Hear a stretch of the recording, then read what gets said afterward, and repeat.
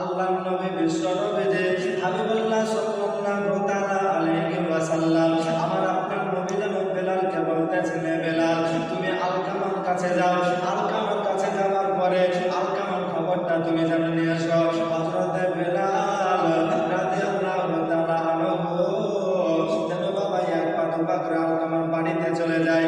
আলকামার বাড়িতে যাওয়ার পরে যেন বাবা আলকামাকে দেখতেছেন যেন মৃত্যু অবস্থায় শুয়ে আছে, তার মুখে যেন কালমা বের হয় না, তার মুখে যেন কালমা উচ্চারণ হয় না। বেলাল রাদিয়াল্লাহু তাআলা আনহু যেন বাবা আলকামাকে যেন কালমা পড়াচ্ছেন, কিন্তু যেন তার মুখে কালমা বের হয় না।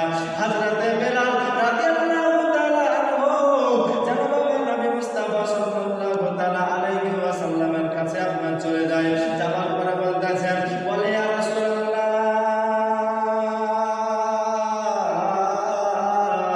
ইয়া হাবিবাল্লাহ নবী গো, আপনার ওই সাহাবী আলকামা তার মুখে যেন কালমা বের হয় না, কালমা উচ্চারণ হয় না। আমার আপনার নবী বেলালের মুখে কথা শোনার পরে যেন বাবা এক পা দুপা করে আলকামার বাড়িতে আপনার আগে চলে যায়। যাওয়ার পরে দেখতেছেন আলকামা যেন মৃত্যু অবস্থায় আপনার শুয়ে আছে, তার মুখে যেন কালমা বের হয় না, কালমা উচ্চারণ হয় না।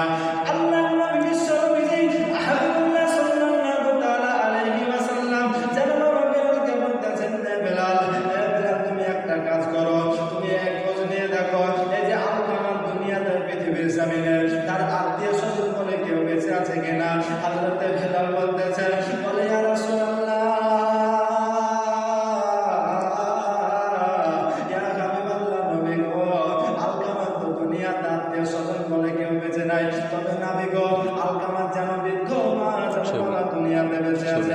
আল্লাহর নবী বিশ্ব নবী হাবিবুল্লাহ সাল্লাল্লাহু তাআলা আলাইহি ওয়াসাল্লাম বলে বেলালকে বলতেছেন, ও বেলাল